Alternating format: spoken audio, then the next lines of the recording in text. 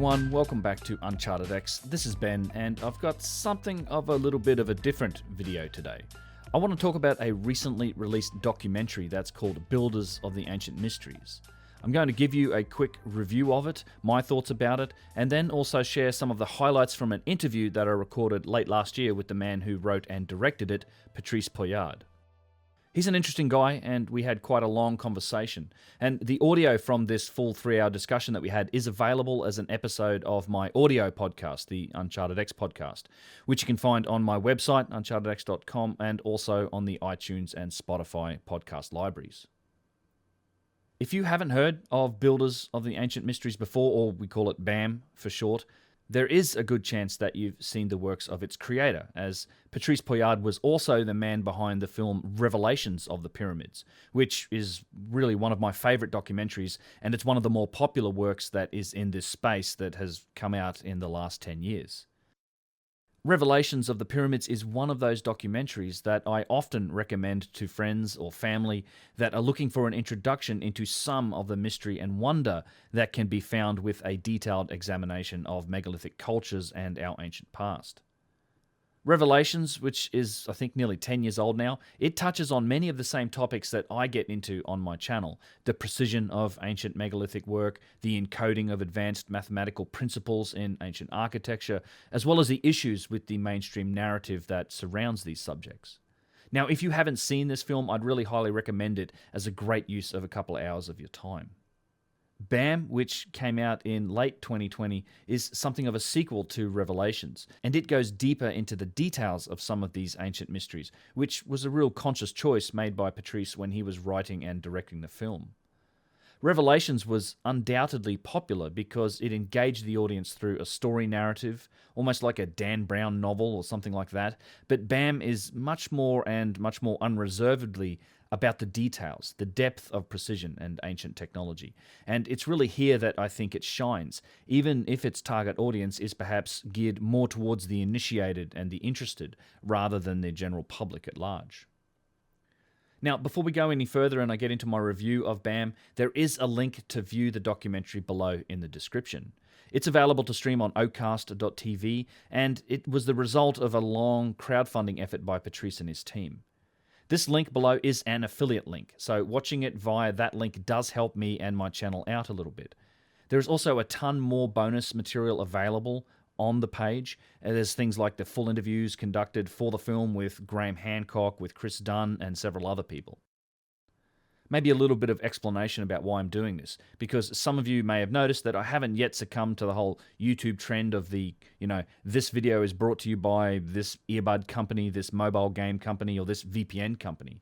And that's certainly not due to a lack of offers. I seem to get those emails coming in every week. But my intent is really only ever to do something like this when it's something that I genuinely believe in and that I can recommend and stand behind, which this documentary absolutely is. So I saw BAM for the first time late last year, just before I went to Egypt. And I think it does an excellent job of moving the whole conversation around the evidence for ancient advanced technology forward, as thanks to the efforts of Patrice and his team, they actually went out and did new scientific work and analysis on ancient sites using modern tools and technology. And it's exactly the type of thing that I've called for in so many of my videos. So purely from that perspective, I was very grateful to see that this has happened. It's exactly what the institutions who control these sites and control the access for research should be doing. They should be going and investigating exactly how precise and exactly how well made so many of these mysterious sites and objects are. Yet, for some reason, they really don't ever do this, and it seems to be up to the alternative community or independent researchers to forge a way ahead down these paths. Perhaps this is because the establishment institutions aren't interested in the engineering aspects of these problems, or perhaps it's because they think they have it solved simply by pointing to the primitive tools that we have in the archaeological record. But the fact remains that there are yet many unanswered questions and aspects to these ancient works that could, and I think should, be investigated with modern technology. To paraphrase one of my favorite quotes from the pioneer of investigative archaeology, conducted in the spirit of engineering, Sir William Flinders Petrie, we should never be satisfied by simply saying that something is exact. We should always strive to determine just how exact or how precise is the work, and what exactly was the ancient artisans, the engineers, and the stone carvers' margin for error. So it's in this area that I think BAM has really moved the discussion forward. Patrice and his team, including geologist Eric Gunthier, who also appeared in Revelations of the Pyramids, they used modern surface roughness meters to determine just how flat and precise are some of the surfaces of worked stone in places like Puma Punku, the Serapeum of Saqqara, and the incredible granite caves of Barbara in India.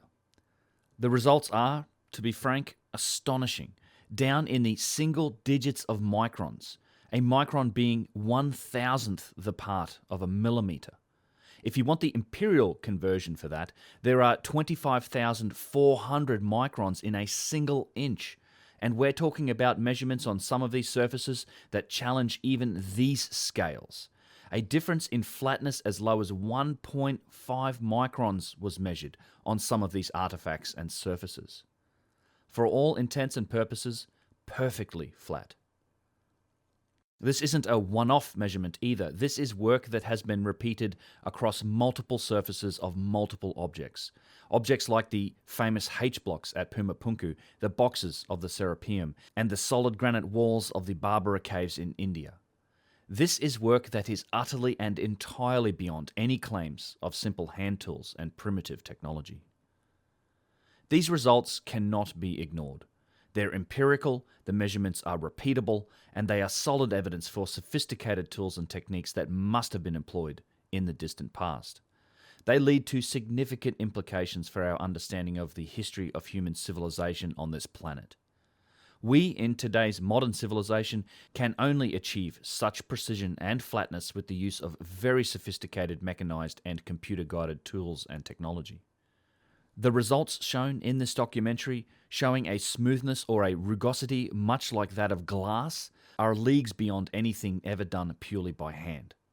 So let me make something of a plea, and this goes out to all the skeptics of this topic and to all the experimentalists who have declared victory simply because they have shown that it is possible to shape stone with primitive tools and technologies.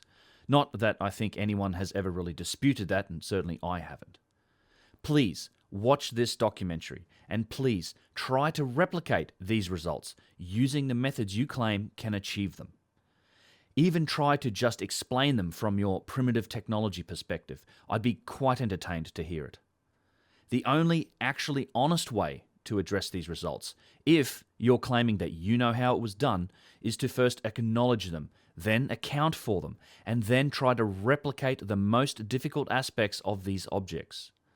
I'm not claiming that I know how these were done, so the burden of proof here isn't on me, it's on you.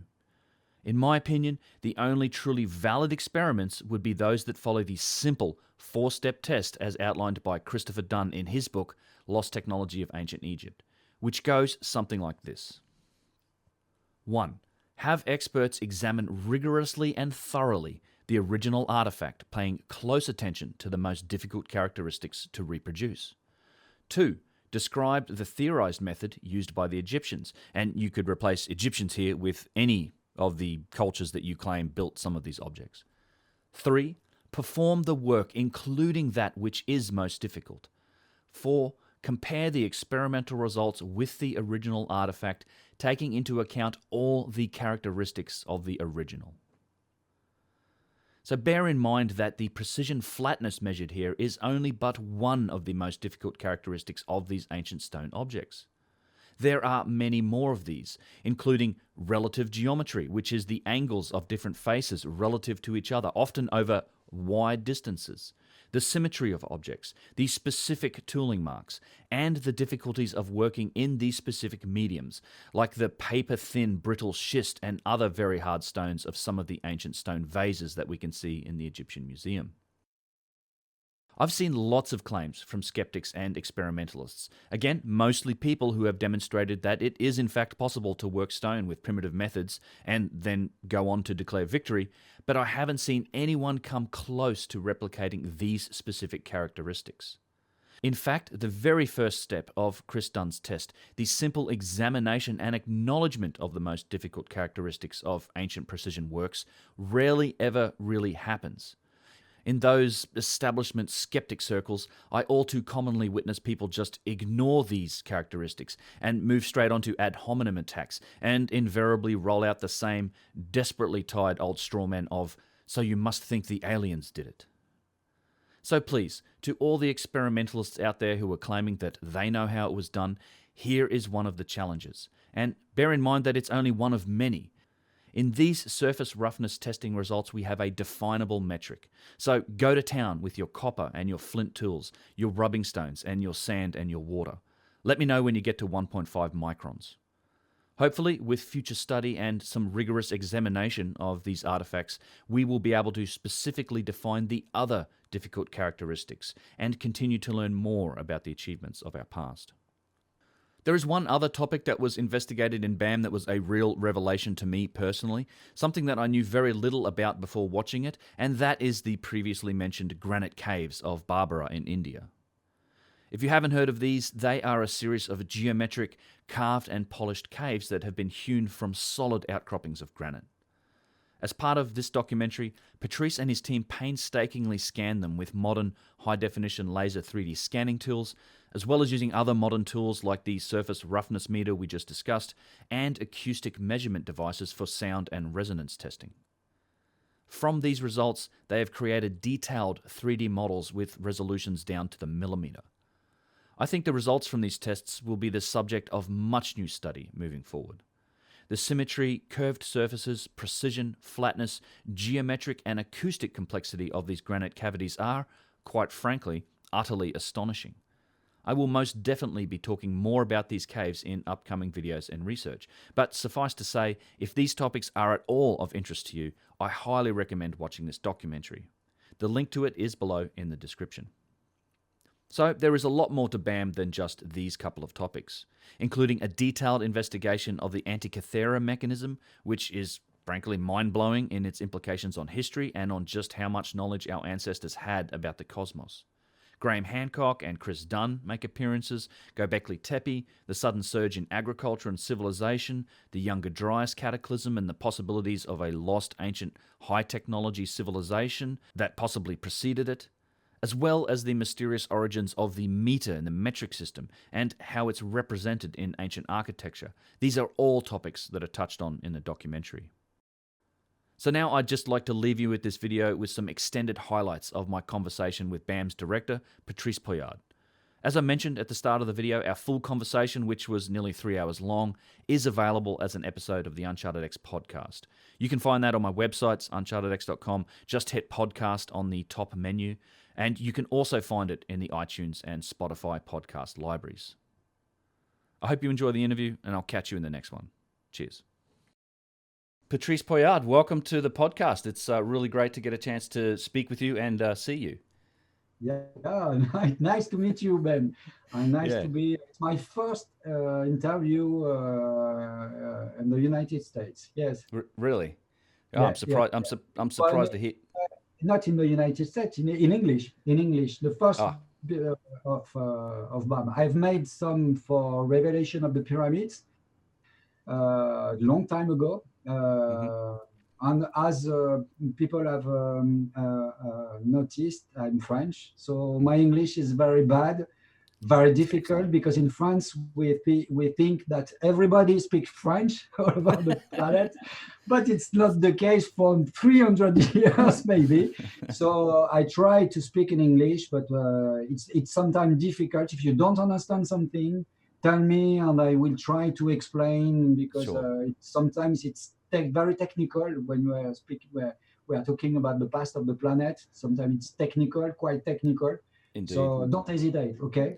And Thank to correct me, because I have to learn English. And, well, your English is far superior to my French or any other language for that matter. But yeah, that's kind of where I wanted to start. Was I just wanted to say congratulations on creating BAM, because I as I've told some of the people on my channel, and I wanted to talk to you about it because I just think it's a fantastic documentary. And for people that aren't aware, I mean, you're the creator and director, a writer, I assume too, of that documentary, and you also created Revelations of the Pyramids, which is quite well known in these circles. Certainly when we're dealing with ancient history, and for me personally, Revelations was just an outstanding film. It's one that I will often show to people who have that, they just have that high school definition of history where it's like, the Egyptians made the pyramids, they're all tombs. There's no mystery here or anything like that. I love to sit people down and show them Revelations, just to instill a sense of some of that mystery and wonder that is in a lot of these monuments, and there's a lot of unsolved questions. And then, what you've done with BAM is just taken that to the next level. Really, I was thrilled to see it. So congratulations on an excellent movie, and I highly recommend it. So thank you very much. What I have to say to Revelation of the Pyramid, it's been 10 years ago, so it's a long time ago. It was my first experience with the documentary on the subject. On this subject, as you know, is very difficult to talk because you are doing some videos, and you know that if you put too much details, people are bored, and if you don't put some details, people say, yes, what you say is just bullshit. You have two reactions, two way of responding when you after I've seen Revelation of the Pyramids. The first is to say, okay, it seems interesting, and I want to go in the subject. And then you take the rope, and we have both made, when you are going on the rope, you see it's going very, very far, and it's very long. For me, it's 20 years. I'm on the subject for 20 years. And it's always fascinating, and you discover a lot of things. But and the other is to say, no, I don't like this, because as you remember, at the end of Revelation of the Pyramids, I was just saying to people, now I'm leaving I don't remember. I leaving the place where I'm leaving the facts, and we just go to hypothesis. And I explain this to people, and I say, no, it's not facts. Like, we are just talking about this. Speculation. So, yes, speculation, yes. Because at this time, I went to a conference of a French researcher, very expert in the field of electromagnetic fields and the sun, the cycle of the sun. And at this time, this guy was saying exactly the thing, that maybe in the 10 or 15 years to come, we will have a problem of the invasion of the electromagnetic field. Okay, that's and happening. We say it could be due to the sun, because the sun is rotating, it's inversing its polarity each 11 years.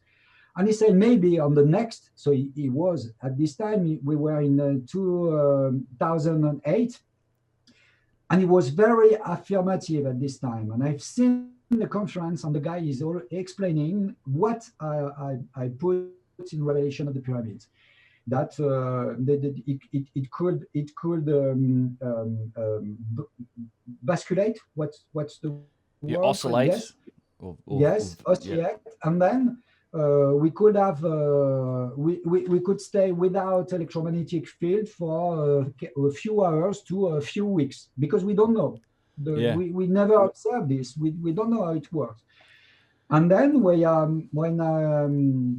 I was hearing this, I was remembering that all the tradition and like the Mayan, like a lot of people, they say something which is quite the same. And they say, you will see on the world, and you have to see in the Bible, the world will be destroyed by the fire. And there will be a lot of fire everywhere. And for two people in the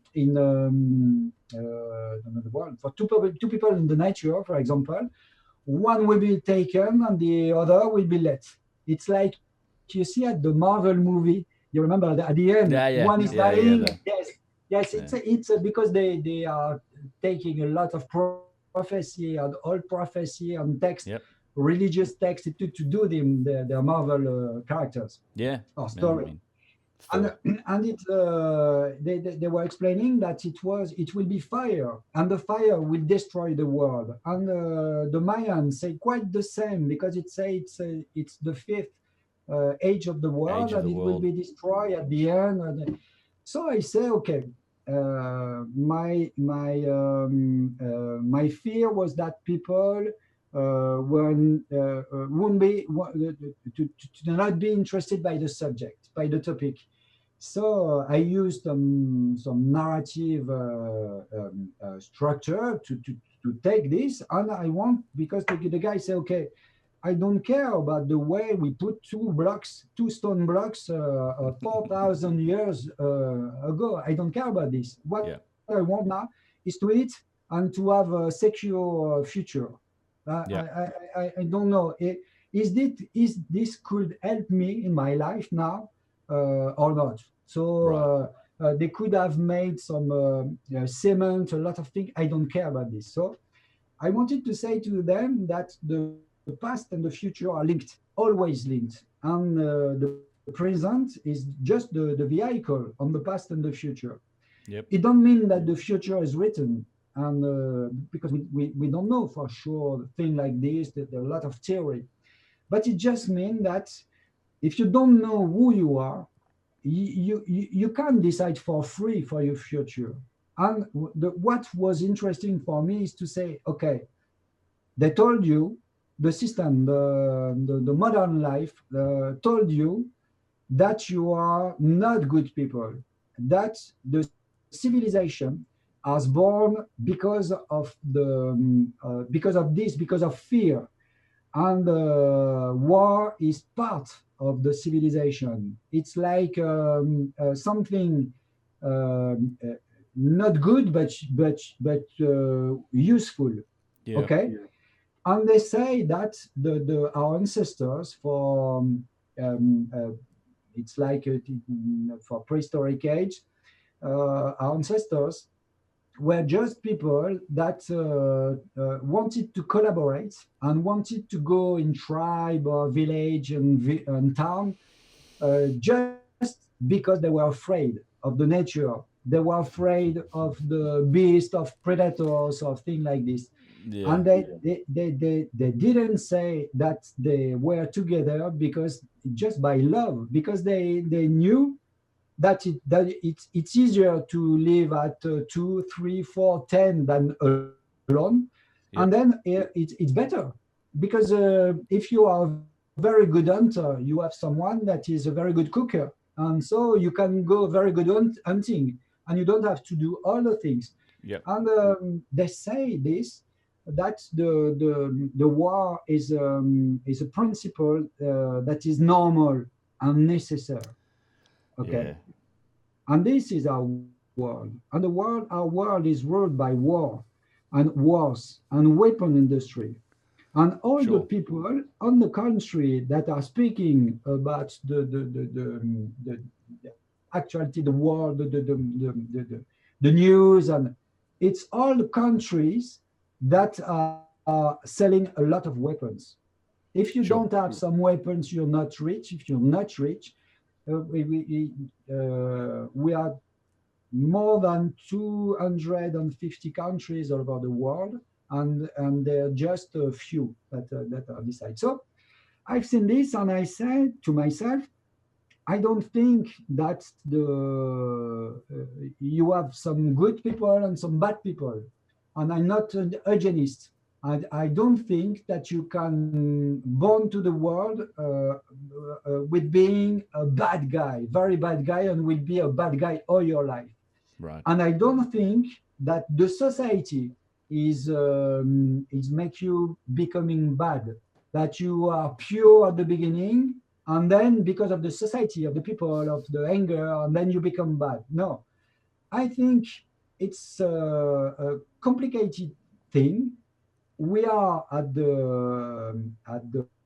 our birth. We have all some a machine organism, Yep. which is very complicated organism, Hmm. and we are all doing capable to do a lot of things. Okay, and Yeah. then we're going into life, and that's why the tradition say that you have to be responsible.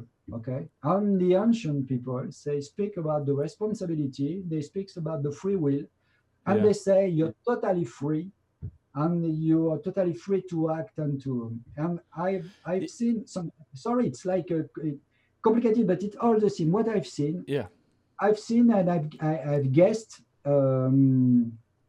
Society interested by building some masterpiece and building some masterpiece, but not with an ego being in an ego trip. Is Right. not being building a masterpiece like the Great Pyramid to say, "Hey, look how At powerful me. we are," Yeah. because there's nothing written. There's no. It's like they're humble, and everywhere around the world, it's the same. The oldest things you can see are the biggest, are the better made, Yep. the join and something. The work is very very high, and it's not never signed. So Right. it's I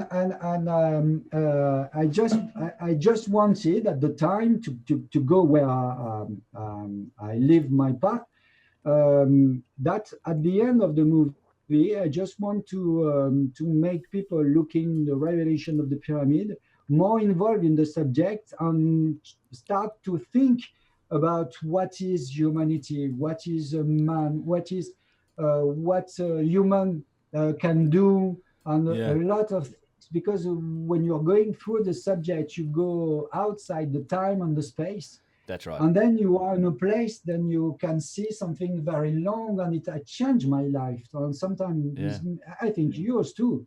For It sure. has changed my perspective, a lot of things. That and And I that's wanted to say to people, okay, and I just finished now, you're I'm right. sorry. You're right.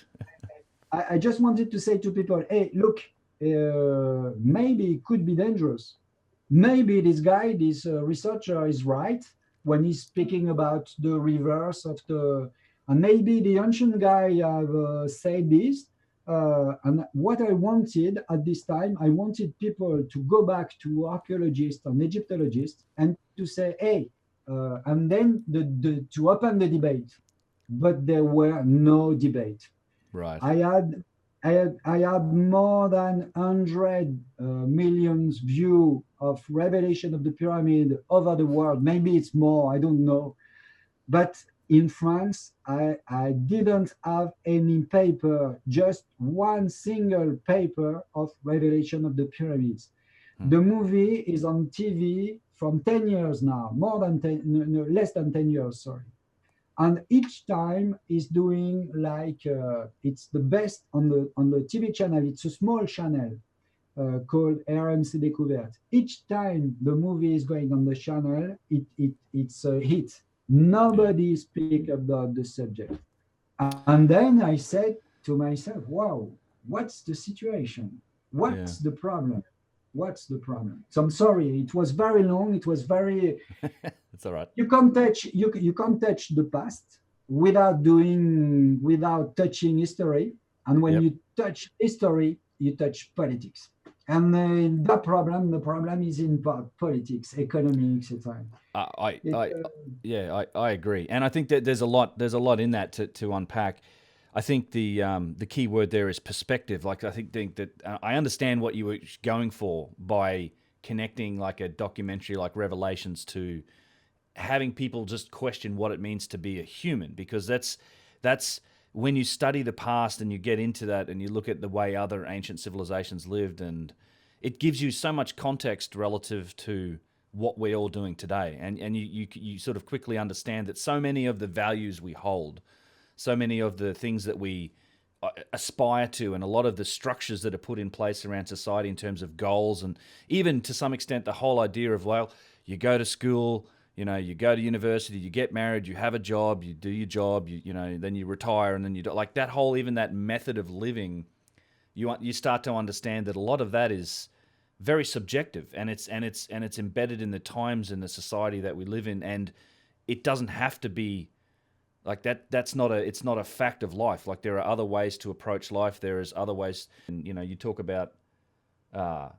values and morality. I mean, that's the Egyptians themselves would that their whole lives their whole lives were set up as a system to get them to death almost, and then their lives would be weighed against that feather of truth. That like they had to, so that it's sort of all of those values and things are baked into it. It's not about more stuff. And as you say, these monuments weren't.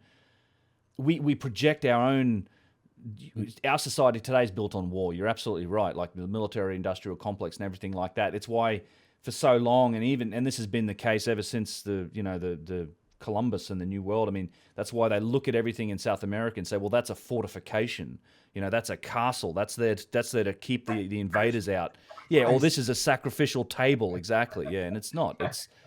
It's a projection of our own values. And yeah, we could talk about the politics of it all. I'm always disappointed by the way the politics has gone because you go back a few generations and it was like the space race and when Kennedy was president here, and it was we were all the politicians were promising you a better future, and it really was at that point something of a like a better quality of life, and there were these solid values. But then that all shifted when it was Tony Blair and George Bush came in, and it became the politics of fear and the politics of defining the other and of protecting you from this external threat, and that's what politics was driven on. We stopped talking about the future and we just started worrying about defining others and protecting everyone and security, and that's just morphed and progressed now into the current situation the world's in, which I think has a lot to do with how the world has reacted in 2020 to all of the events that shall not be named. I went to Egypt in 2005 for the first time. So I started on it was 1999. Okay. Yep. The beginning for me of the subject, the discovery of the subject, and I went to Egypt in 6 years later in 2005. And at this time, I have a very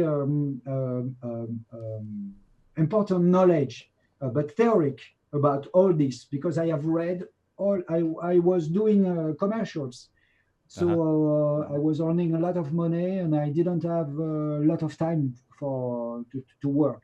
So I have plenty of time to study the pyramids. And it was a very different world from the world of commercials. I can assure you, it's not the same people. And so I have spent 6 years to read a lot of books, academical book and alternative books. Mm-hmm. So I discovered a lot of things, and some things look trustable, and other very, very strange. And I went to Egypt, and what strikes me the most, I think, in Egypt was the Valley Temple, more than the Great Pyramid. Yeah. Because there were in the Valley Temple a lot of things very, very, very confusing. And concentrate in a small place, and you can see, and it's easier to try to understand, because what you see is in front of your eyes, and you have some big stone because it's very huge stones. Yeah. But it's not like the pyramid, because the pyramid is like abstract. It's so big, so huge. It is. Just imagine building a pyramid. It's like you don't know, but it's very and it's very, very complicated because of the internal structure. Right. And to put the internal structure into this huge amount of blocks, we don't know if there's a lot of blocks at the core of the pyramid, but it's not possible that it just sound off, because they want the pyramid have crumbled. Sure. Yeah. If it's this, so it's a very huge structure, but it could be like a bee. The bee are going something like honeycomb. Yes, we use this principle to make a lot of things in engineering. Yep. To make something very light but strong. Yeah. And maybe the pyramid is like this inside. Maybe they have made some alveoles. I don't know. You have some hole, but all constructed with geometric. So what I mean is that not for sure 2 million blocks. Maybe it's less. Yeah. But The Valley Temple is yes, right in your. It's in your face. It's yes, but putting the internal structure into this and the way, because what is difficult with the internal structure is that part of the structure has been dug into the calx, the plateau. Yep. Okay, and you have seen that it's 70 meters long. So at least the whole corridor, it's about 100 meters, and you have 70 meters going Straight dug to the ground. Okay, and we went this because at the beginning when I started to go inside the pyramid, it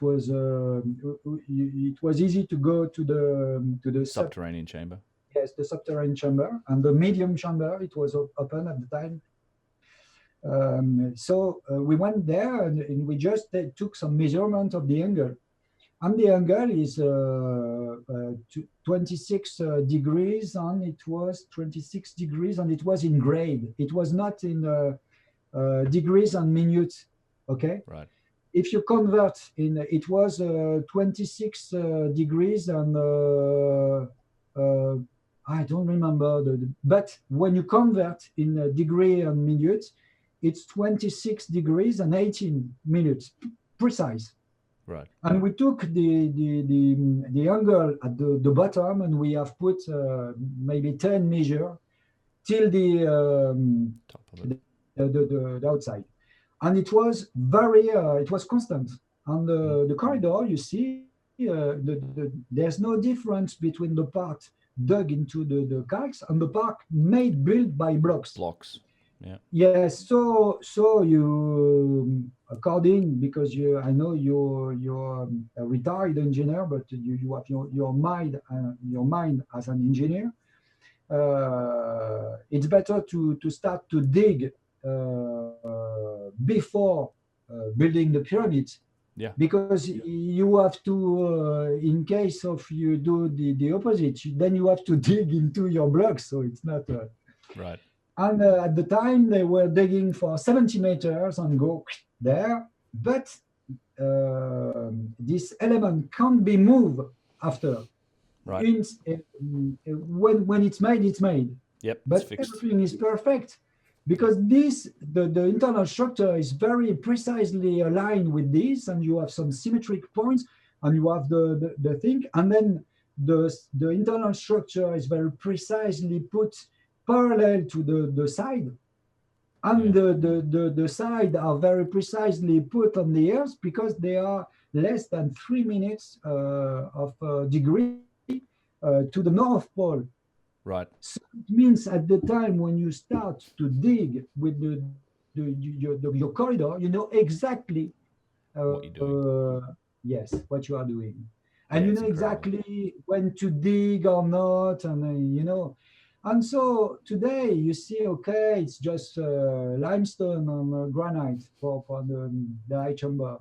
Yes, but it's just some stones. No, it's not just some stone. To put the stone like this. And I have discussed with a lot of architects and structural engineers. It's better to speak with the engineers structure. Agreed. Yeah. Yes, than to architects, because the architects they can imagine anything, but it's not a blame to architects, but engineer structures are the only guy who can say, okay, it's possible or not, because the architects are imagining a lot of things, and then the engineers say, no, you can't do this. Yeah, the engineers have to make it a reality. Yes. Yeah. So it's better to speak with engineers. And when you speak with engineers, they don't understand. They really don't understand. So they think they don't understand because it has been made in the past. And now today we are using other materials. We are using some cranes, something like this. So Mm-hmm. they say, but they don't understand because how we can speak a lot with the Great Pyramids, but you know they I have one. I have one pyramid like this. A model. Yeah. They say that they have put the eye chamber with some parts Yep. uh, outside under, yes, under the eye chamber, just to protect the pyramid, to prevent the pyramid to crumble. Yeah. Okay. The so-called relieving chambers. Yes, yes, Divided. Yeah. yes. But engineers told you that the pyramidal shape is the one that is making less pressure to the Yeah. ground, because Yeah. it's totally different from a building. Right. Because a building, it's you go straight to the point, and then on 1 millimeter you can put a very Yeah. strong force. Here you have this that go everywhere. So Spreads the okay. force out. Yeah, So I don't think they're there to relieve any pressure. In fact, my no, understanding is that that whole internal structure is more or less freestanding relative to the rest of the outside of the pyramid. Like it's not under pressure. yeah, but you have more pressure on the medium chamber. If Yep. if you speak about the pressure, you have more pressure, more height at the medium chamber than on the high chamber. Yep. But where there's a far more pressure, I think it's you remember we have discussed about this. It's at the bottom of the Great Gallery, Yep. Yeah, because at that's the bottom of the Great Gallery you have for 50 meters blocks put on an at angle. 36 degrees, and you remember the blocks are like this, because Yeah. the one side is vertical and the other there's an angle, and all the blocks are going to the base. Yep. But the pyramid is like it's one floor, floor, another. So if I go with this and I put a very strong strength here, okay, and I have it's difficult, but I take this one, and I have a lot of put a thing like this. Okay, you understand? It's I'm Yeah. sorry, Yeah. it's very, very difficult, but if you have something that is very heavy Yeah. and that is pushing here, all the blocks You have go that to way. yes. So you have a lot of strength here, but it hasn't moved. Yeah. So it means, and when you go to the bottom of the Great Gallery, you see the way that the blocks are put together, and it's pure engineering, pure engineering. Yeah. And It's so, yeah, yeah. I 100% agree with the idea that it's the engineers and the people that understand what it takes, construction experts and even stonemasons to some degree when it comes to the things like the precision in the stonework.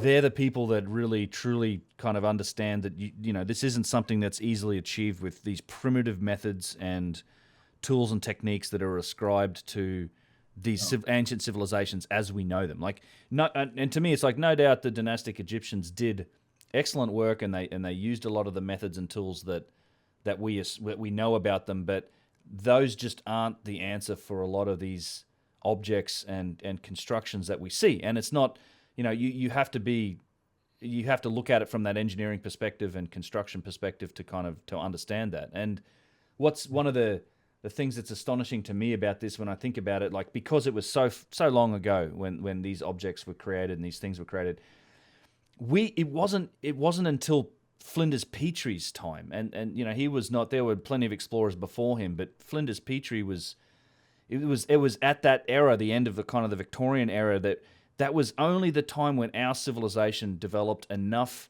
engineering capability and manufacturing capability to even start to understand the complexity of what we're looking at. Like it wasn't, you know, you can look at those at the engineering elements of say the bottom of the Grand Gallery or the saw cuts and the tubular drill holes and things like that. it wasn't until Petrie's time that we had even something to compare that to, and start to understand, oh, there's a lot more going on here than just these primitive tools and methods. And that's been, I think that's when this debate sort of started, because I consider Petrie was really the first sort of engineering type person to approach it from that perspective. And funnily enough, our picture of the past hasn't, the official picture of the past hasn't really changed since those times, but I think there's so much more evidence, and there's discussions along the engineering lines has been going on since that point. And I mean, BAM, I think your documentary has advanced that discussion significantly, because you guys went and did, a number of the actual tests, and you took measurements of stuff that hadn't been measured to that degree before. And one of Petrie's famous quotes is that we should never be satisfied by saying that this work is exact, stuff from the past. He said we should always be striving to determine how exact is it, and what was the ancient engineers and ancient artisans' degree of or margin for error. Like we should always be striving to determine these things, not just to say it's flat, but to say how flat. What is the margin of error? And you guys went and did that. It's one of the best things about this documentary is you took some of the more modern tools, the ideas and experiments that I personally have been saying we should have been doing for years, and you went and tested at Tiwanaku and at the Serapeum in these Barbara caves in India. You did 3D scanning of some of these spaces and stuff. And I think the data you must have collected and the evidence you show in that documentary should be advancing this discussion significantly, because it's frankly astonishing, like the results you found. Like, it's unbelievable. I hope so. I hope so. There's a lot of topics to discuss. So, as you know, the subject is so huge that we can talk for hours and hours. Yeah. So, if you have some precise question on BAM, I can try to answer. We decide to do this with the tools. Because in Revelation of the Pyramids, we were with Chris Dunn, and with the other people, and we just using like some, but it was not normal rulers. I don't know if it's precision tools like straight edges and but precision it's very squares. precision tool, because he uses on a marble, on a verified, so it's very precise tool. But it was not enough, because we are putting on the block, and they say yes, but you have put in here, and you put your camera, and because you are manipulating some people, and So we say okay, you know what? We are convinced, our team, when we're looking at the site, the major site of the planet, we are convinced that there's a science before it, the theoretical science, and then practical science, engineering. Yep. And it's for sure with the Barbara caves, with the pyramids, the same.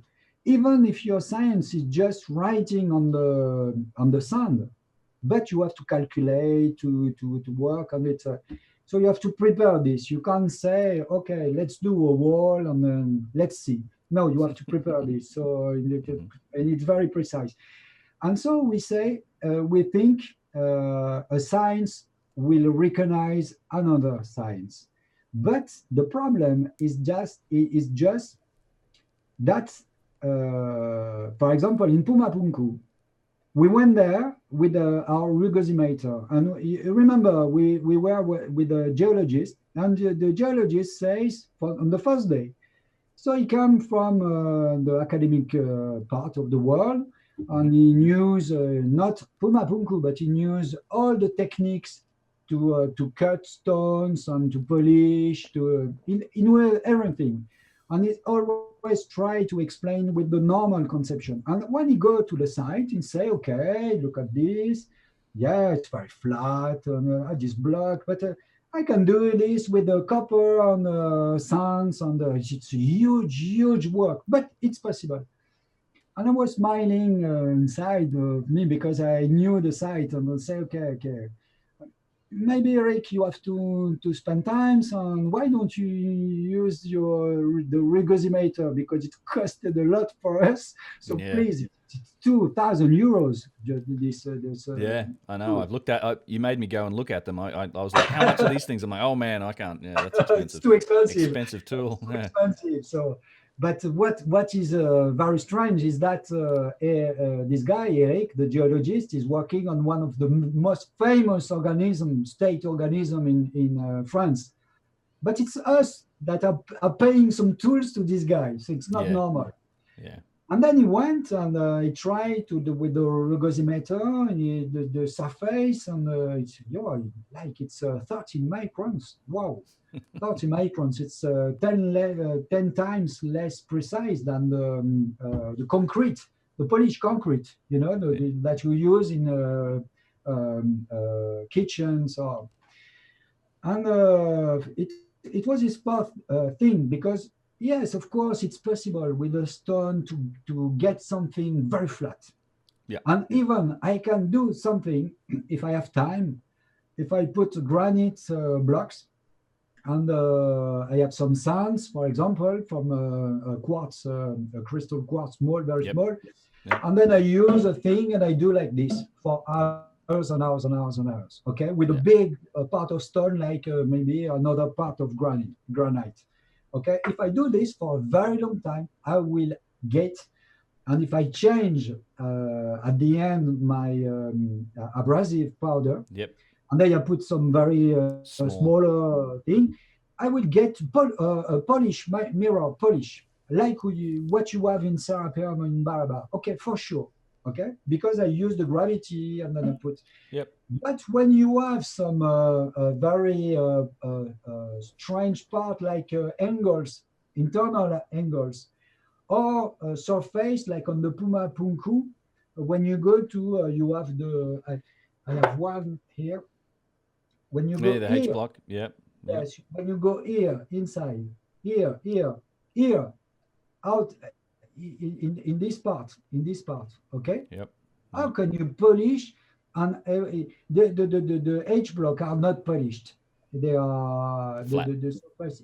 Yes, they are flat but not polished. It's Mm-hmm. not like mirror.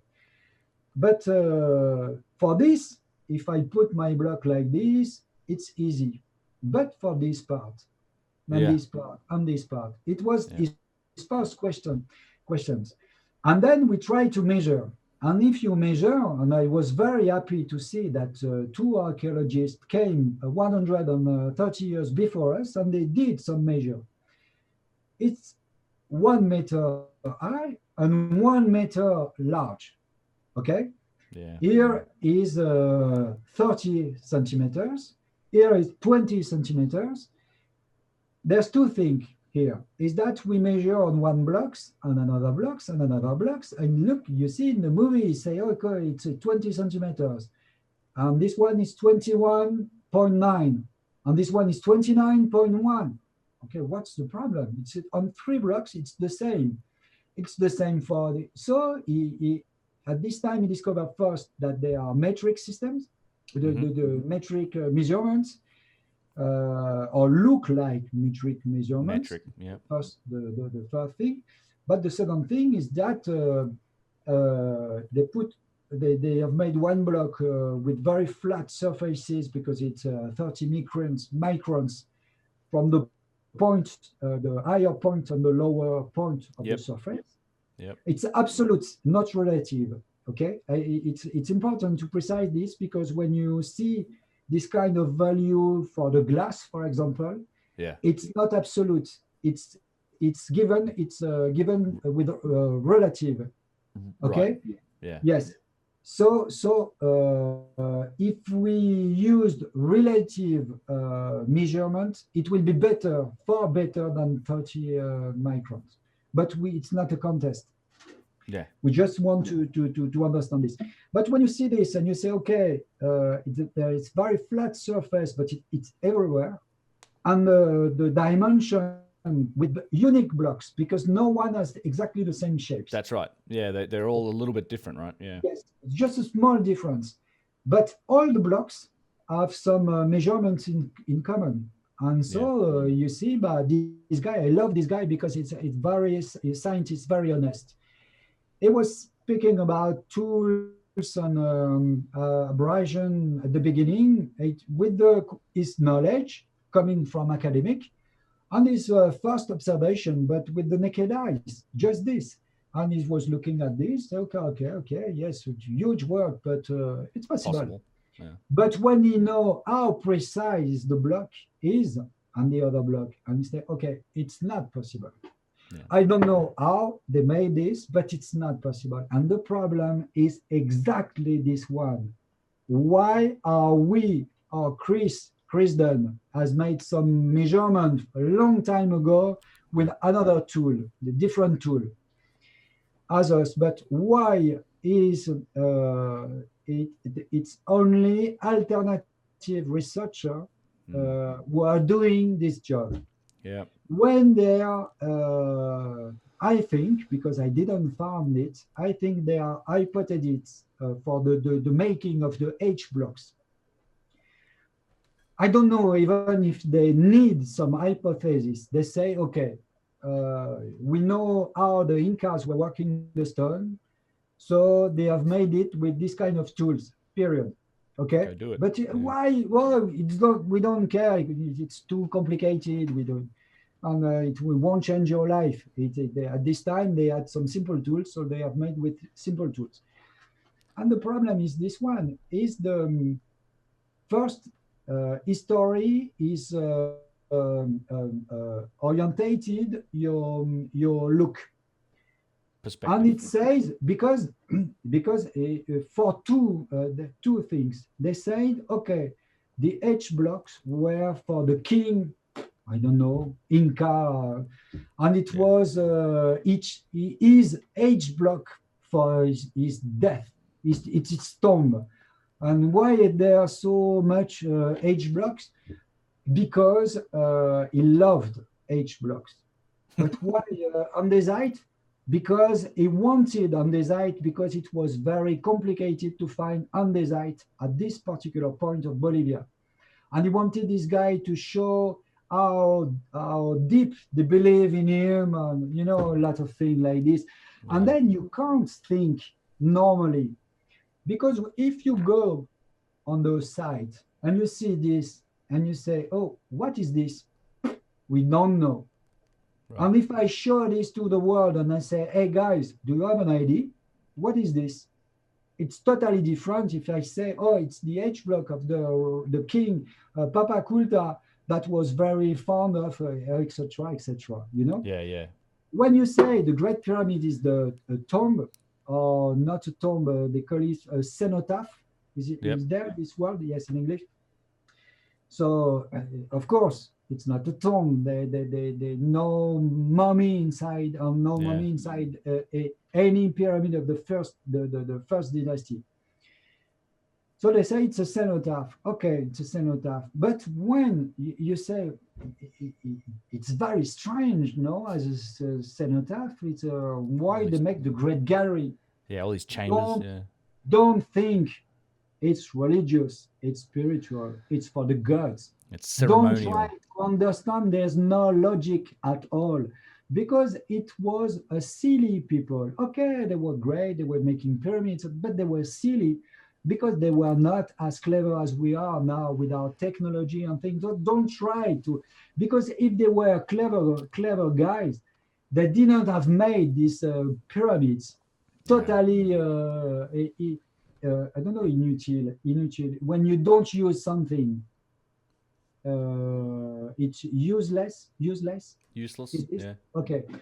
This pyramid is totally useless. If we have to buy something like this today, it will be a big mall with a parking and a lot of things, because you can't have 230 meters base and 440 high just for 3 chambers.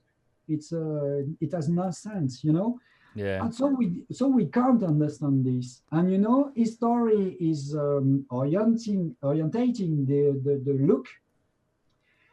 And then you can look for, because if you think on this block, I don't know where it has been crafted. I don't know when. I don't know what it is and what's the function of this. Let at this time everything is open, Yep. and everybody can think about this and try to understand what it is really. Yeah. But if you say it's a tomb, it's part of a monumental effect, then and Yeah. it has made by the Incas and the guys say, even if an engineer say, I'm not interested by this, by the work of a guy that were living in the Andes.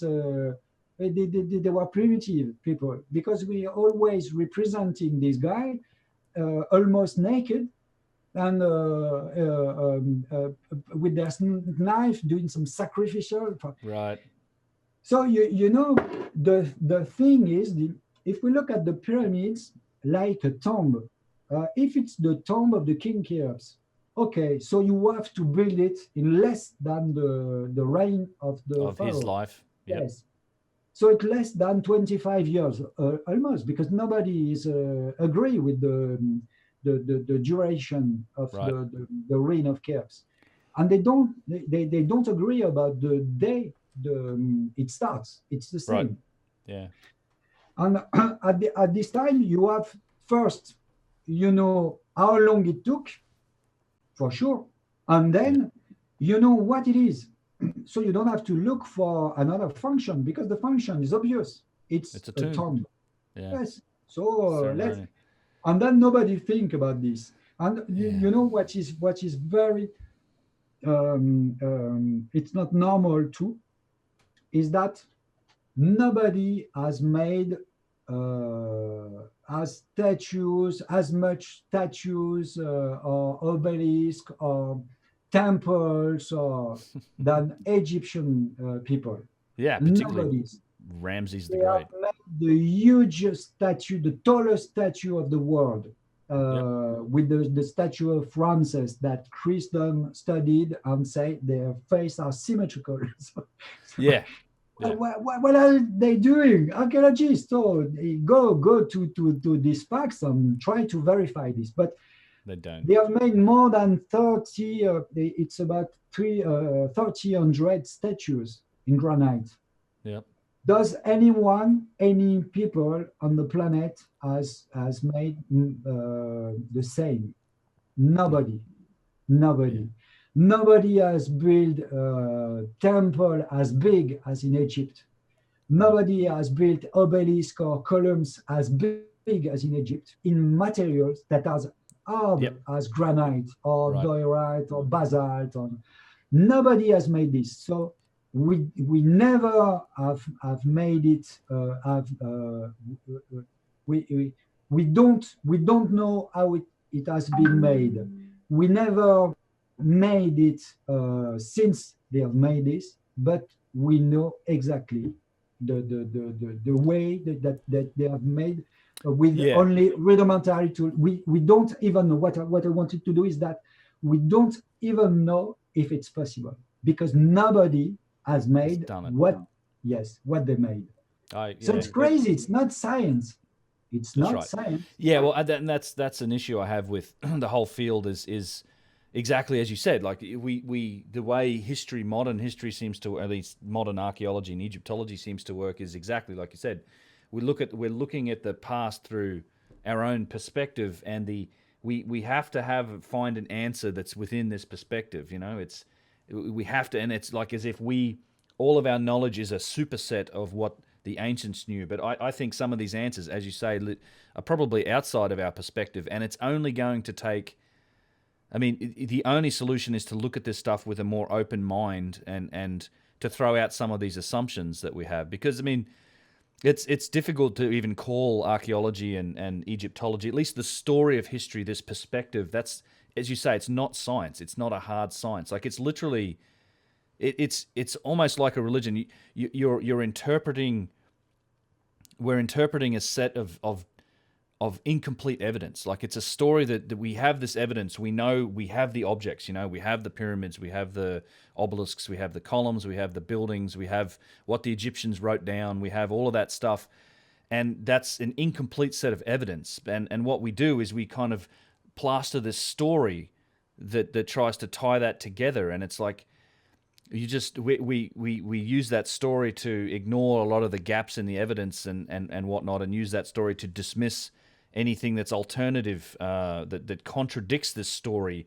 And I think, unfortunately, the way the world works today is that you have this establishment that's been built up around this story, like this regular story of history. And this are the people that are in tenured positions in universities, and they're the academics that write the textbooks, and their livelihood and their personal power and sense of self and authority is tied up in this story. So when alternative researchers like you, your movie, or me and my little YouTube channel, or guys like Chris Dunn come along and challenge, they present evidence that challenges this story, the reaction is, it's as if they're being personally attacked, like that their position and their authority is being challenged. So it's very hard to get a debate started. It's very hard to actually approach this stuff with an open mind, because it feels like you just end up with things like, what John Hoops, who's the professor of anthropology at Kansas State University, did to Graham Hancock in one of the latest publications in the American Journal of Archaeology. They keep just throw out, oh, you guys must think the aliens built it, or it's all Atlantis and Bigfoot and starships and all this crystal nonsense. Like, that's not, it doesn't, that's not a debate like that. They're just trying to dismiss this stuff. But it's, I think that's the challenge. It's like there's a story that's been wrapped up around all this evidence of history, and now that the story is kind of protected by the weight of establishment, and it's been very difficult to challenge that. But yeah, I mean, I don't know, what's the reception been like with BAM? Has there been any dialogue? Have you? I could see you laughing. What we have, so after revelation of the pyramid, I wanted to do a movie more serious, because I wanted to drop the narrative. Of course, it's like the narrative. There's always a narrative with a woman, because I thought the voice of a woman was better than my voice. But I wanted to be. It's like the revelation of the pyramid is like Space Mountains, and BAM is like you go with your, I don't know the word, but with your plane, the plane without motor. Okay, a glider. So yes, and you go, and it's a long trip. The movie is longer, and is softer. Yep. Because I wanted to make a tool for people that are a bit advanced in the subject, or people that which have discovered revelation of the pyramids, and they know the subject, and I wanted to give them a tool to explain the subject. And that's why BAM, I say, has been made like this, and we will go more and more with the technology and the new technology, because they try to explain that we are some guys that living in the past, and you have to choose between the modern life or go back like hunter-gatherers, and it's always the same bullshit. Mm-hmm. And I think just the technology has to be to the service of human, and not the opposite. And what they are doing, it's technology that are making us slaves of the technology. Yeah. But it's a strange way of seeing the things. And they're lying when they're explaining. They are just this model of world, this system, and no more. This or the caverns. And you say, oh, bullshit. There's some other way, other path. We can be more respectful for the nature, for example. Mm-hmm. And we wanted, and I think for sure that we will discover a lot of things in the next 10 years with a lot of high technology tools, because we will try to go deep in the ground, and with non-invasive investigation. Yeah. And so we will discover a lot of things. But what I wanted to because I think this is part of the problem, is that the human being is a believer. they believe in God, but if you cut God, if you put something, it's not this. If you through God, and you say no, become not atheist and a thing like this and concrete, Yeah. we use the atheism as a religion Yes. because we are believer and strong in our soul because the first way of a human work is with the emotional system, and the emotional system go with the belief, the way of believing, and then the reason is just trying to justify what our emotion make us. It's like Yeah. basically we act like this. And you told us Egyptology or archaeology of the past look like a religion. Yes, it's the same, because if you have to go to someone, maybe Jehovah Witness, and try to tell him God is not, it does not exist, and you will see what it will be 2 hours, maybe 3 hours or 4 hours, or explaining you and trying and with anger and a lot of things. And it's exactly the same when you go and you say, are you sure it's 20 years? And you say, okay, oh, you pyramid yacht. And you say, Yeah. okay, we're sure. But how can you be so sure? Because there's no archive, no text, no testimony at the time. There's nothing.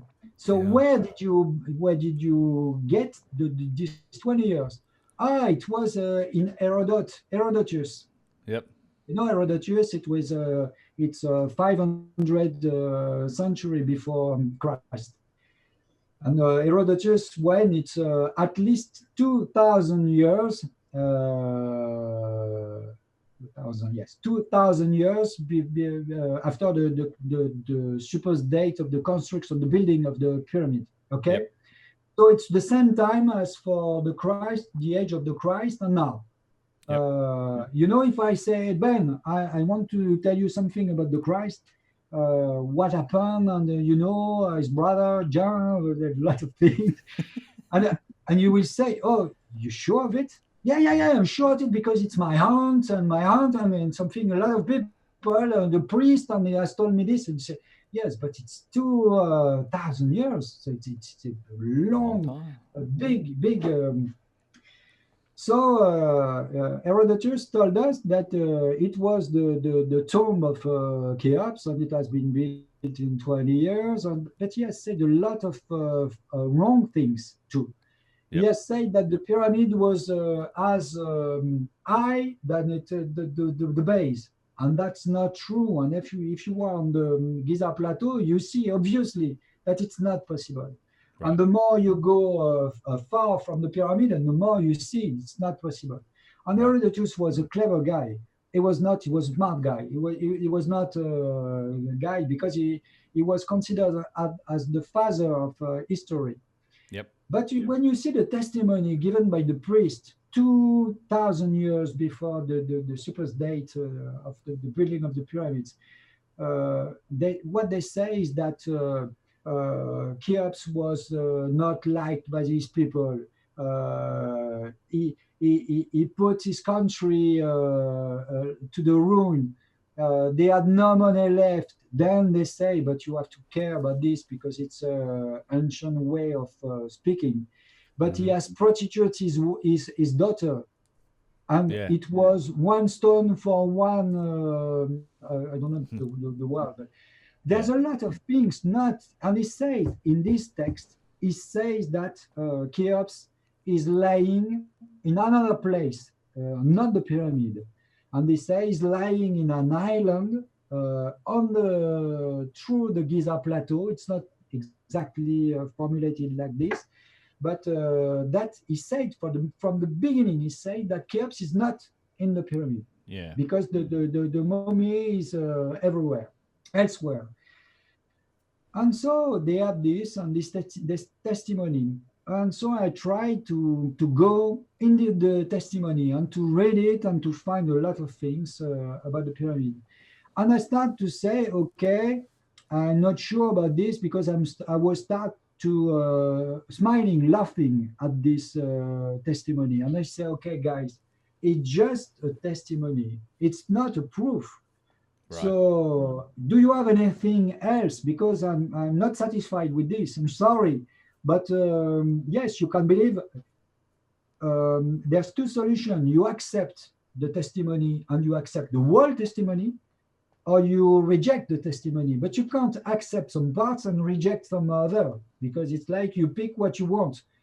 And so I tried and I made a video on this explaining the text, and was like a YouTube video. So I was laughing and made lot. And Egyptologists came to me and they say, "Oh, what is it? Your video is just nonsense, because we don't believe Herodotus." And I say, "Okay, you don't believe Herodotus? Oh, so great. So maybe you believe Diodore de Sicile. I don't know his name in English. Diodore. Diodore. Or Diodorus Siculus. Diodorus Siculus? Yes, maybe. Yes, Siculus. Yeah. Siculus, yeah. Yes. And he was born maybe 300 years after Herodotus. Sounds I think, right, yeah. or maybe more. I don't remember exactly, but this testimony is 300 Later. years after the testimony of Herodotus. So we don't have proof, and we don't know if you have took some parts of Herodotus or no. And they say no, we don't use this. We use this because there's the name of the king Cheops written in one part of the upper chamber. This place. Yeah. And I say, oh yes. So this megalomaniac king has put his name in the toilets.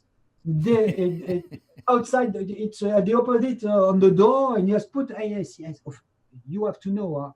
This is the tomb of the biggest king of the world, but I put it there in this place. Graham went there. I didn't have to, I was not lucky enough to see this with my eyes, because each time I went there it was closed. But Graham, I've seen this, and Graham Hancock has concluded that yes, it seems to be authentic. Okay, the name is written there. Okay, and the name is written on the papyrus coming from the Wadi El Darf. It's the Meher papyrus. Have you heard about this? This papyrus found very recently, because it was in 2013. Okay. And this papyrus is explaining that they have put some stones from the Torah career, and they put some blocks, and they put the blocks to the site of Giza.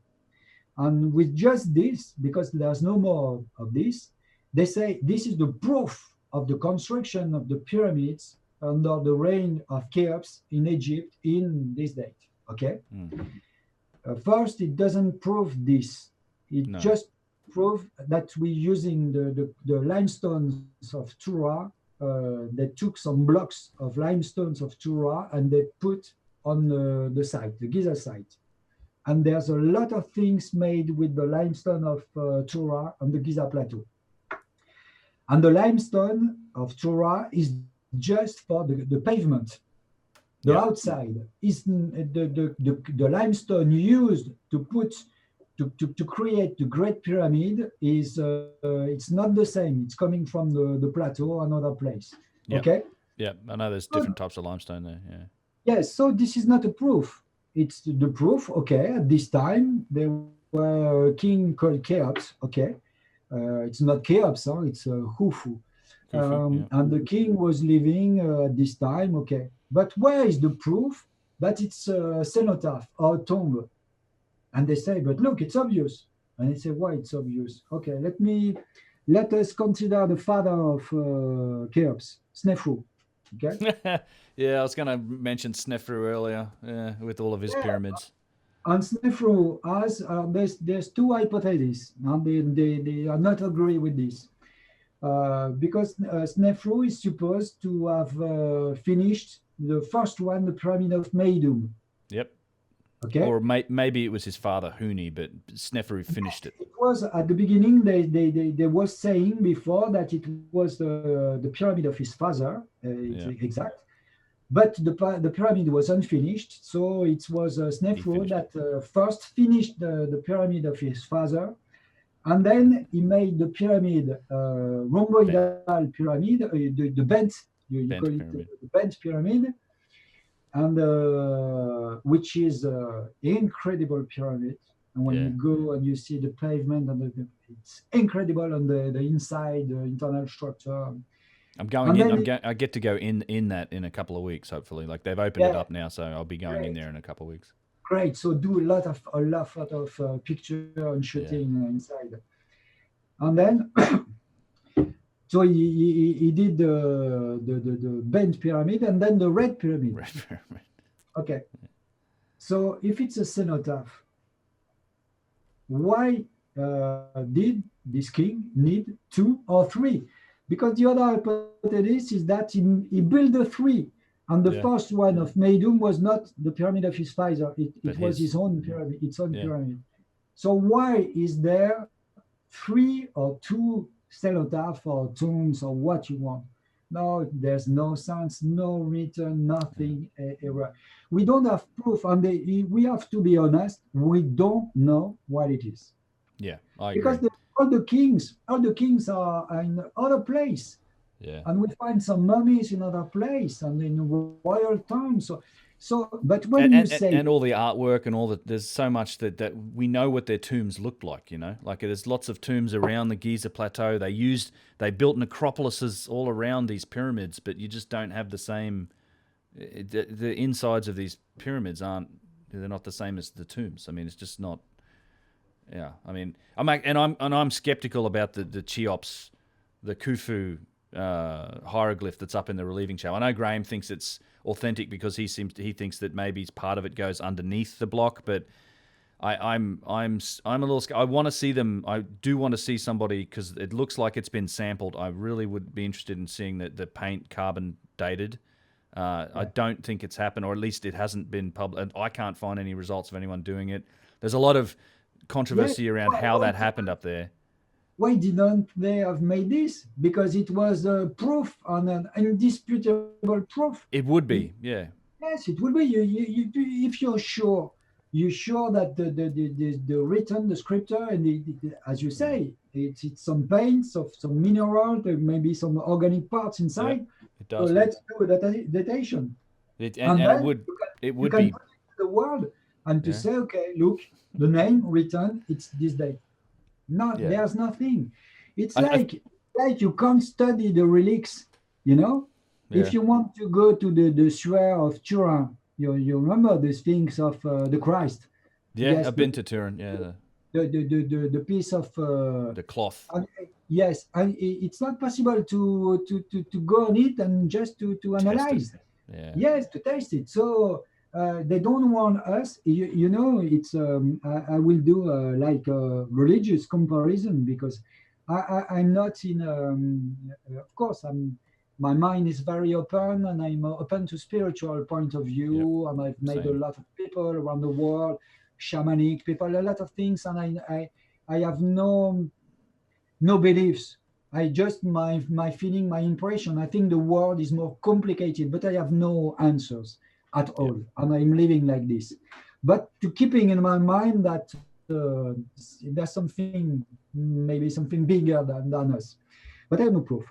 And but I love the religions and the religious feeling, because I think the religion has to make people to go together. It's very difficult. I mean, if you look at the true history, it's not what happened. But at the beginning, it was this. And just make people to human to be more humble, because when you think you're the boss, this is the exact result we have today on the planet. When you think we are the masters. Here, what should we do? So I think when you think that there's something bigger than you, maybe you can stay more humble. But if you remember in the New Testament testimony, Jesus was the Christ was blaming the people, and they say, "Look, you have took the key of the temple, and you have locked the temple so that nobody can go inside." They exactly did the same with all this. Each time I go there, I need to say to people that I go here and I go there, because if I need an authorization to do my movie, my pictures, it costs me a lot. Yeah. But I don't have the authorization to do 3D scan or thing like this in Egypt. I can do this in Barbara, but in Egypt it's not possible. It's too expensive for me. They ask for 500,000 euros, but who can pay this? It's because we're TV guys, so we're making a lot of money, so we Yeah, have to sure. pay. They don't know the reality of the economy of a movie like BAM or Revolution of Movies. Yeah. Not at all. Uh, but the thing is that they act. Uh, what, why They, I'm saying this? they've locked the temple door. Yes, it's a temple, but what I'm saying this, it's not. Sometimes it's not something made intentional. It's not conspiracy of archaeologists. Big conspiracy of archaeologists. They knew Yeah. exactly the thing, and they don't want to say to the people. It's totally, for me, it's nonsense. Of course, there's a lot of politics doing that has to do with archaeology, that have to do with archaeology, Yeah. because the archaeology is doing, it's playing with history, and as I told you, history is politics, and Yeah. sometimes it's very complicated that to say in a country that, look, you're not the first. So they are very they pay attention with the result, and sometimes you have some nationalist guys, and they pay some archaeologists to have a certain type of work, and Yep. so sometimes you have some traffic sending a lot of things, and you have seen with the wars in Iraq, Syria, and all the museum has been stolen, and a lot of things are now on the art of market of art. So that's not normal, but that's a fact. Yeah. But to the archaeologists is that their mind has formatted by what they told, and they explained to them at the university, and they explained that what we are making, the look we have with the stones and things, just not serious work. So Right. if you, as they say, if you believe that the pyramid has been made by aliens, or people with the like fish, play, Atlantis. yes, in Atlantis, but they say, it's like you. I don't know if you have known this. The man coming from the from Atlantis, Mark Harris. It was an American series, old, and it was with a guy called Patrick Duffy, and he was wearing a yellow. But so it's The fish thing. so, but when you speak about Atlantis, they imagine a guy that is Like a swimming fish. and living Yeah. under the sea, and it's always using words like it's word like just to in order to destroy your reputation, Yeah. to show that you're not Pseudoscience. serious, but uh, what I want to ask to this guy, and I say, okay, you have made an hypothesis. Okay, sure. For example, the Puma Punku stone. Okay, you have made your hypothesis, and you say they have made this with the copper chisel, with the sands, and with what do you want. Um, but did you have you measured this block? Yes, yes, yes. Where you measure? Right, it's here. It's about almost 1 meter on 1 meter. And the other, no.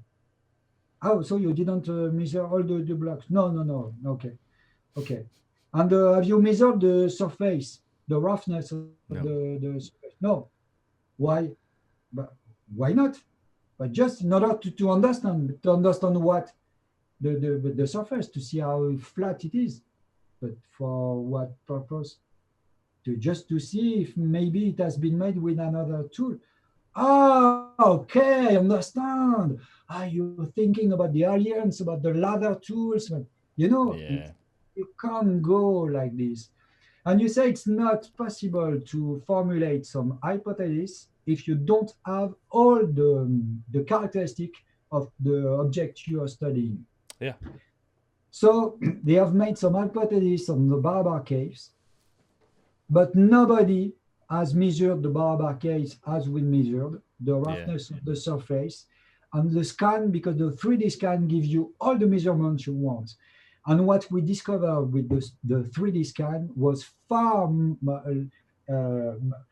more interesting and surprising than what we have seen, because we have discovered something with the 3D scans that you can't see with the naked eyes.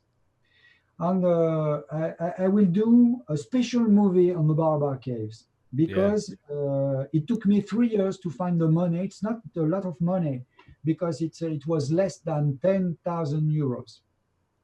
But for my company that produced BAM, independent company, it's a lot of money. Yeah. And it took me 3 years to find this budget, this money, to order the whole analysis of the 3D scan. And so they went to all the numbers, because you have seen in BAM, I just say the cave are symmetrical. Okay, but I don't tell to people how symmetrical are they, because at this time I had no measurements. But in February this year, I went to shoot the results of this report. On this report, it's about 2 hours of just facts, and you have an engineer explaining that you find the walls that is slightly tilted to it's 87.5 degrees, for example, but the variation of the angle is just 4/10 of a degree on 8 meters. Okay. Yeah, it's insane. Yes, it's totally insane. But how can you formulate an hypothesis if you don't know this?